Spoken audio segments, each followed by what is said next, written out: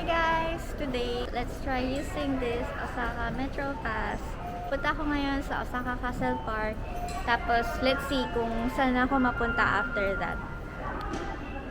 Ayan, ito yung Navi time. So, nilagay ko lang yung position ko kanina. Kanina nasa hotel ako. Tapos, kung saan ko gustong pumunta. Ayan.